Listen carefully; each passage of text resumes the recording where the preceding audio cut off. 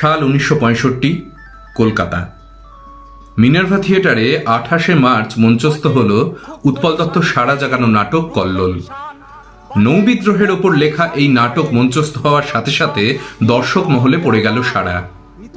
কিন্তু তৎকালীন সরকার, রাষ্ট্র, শাসক দল কেউই এটাকে খুব একটা ভালো চোখে নিতে পারলেন না। আক্রমণ করা হলো এই নাটকের ওপর। এই নাটক দেখতে আসা দর্শকরা আক্রান্ত হলেন, কারুর মাথায় পড়ল ইঁট, কেউ বা পুলিশের লাঠির আঘাত পিঠে নিয়ে বাড়ি ফিরলেন। একের পর এক অভিনয় এইভাবে চলতে চলতে একসময় উৎপল দত্তকে গ্রেপ্তার করা হলো। 7ই মে 1966 সালে উৎপল দত্ত এই নাটকটি জেল থেকে মুক্তি পাবার পর কলকাতার ব্রিগেড প্যারেড গ্রাউন্ডে মঞ্চস্থ করেছিলেন। লক্ষ লক্ষ মানুষ সেই অভিনয় দেখতে এসেছিলেন এবং ভারতীয় নাটকের ইতিহাসে এত বড় সাফল্য একটি অভিনয় আর কবে পেয়েছিল তা আমি অন্তত জানি না।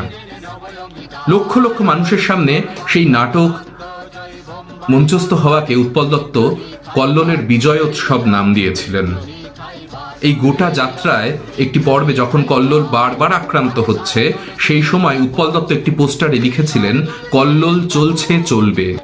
আমরা যদি খেয়াল করে দেখি, এই চলছে চলবে শব্দের প্রয়োগ বাংলা ভাষায় 60 বছরের বেশি আগে খুব একটা পাওয়া যায় না।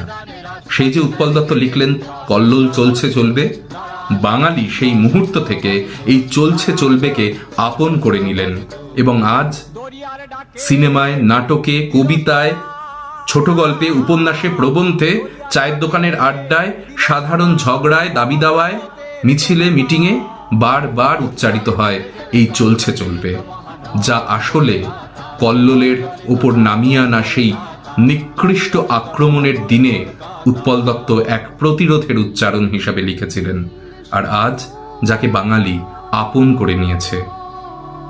এখন কল্লোলের 60 বছর পূর্তি চলছে।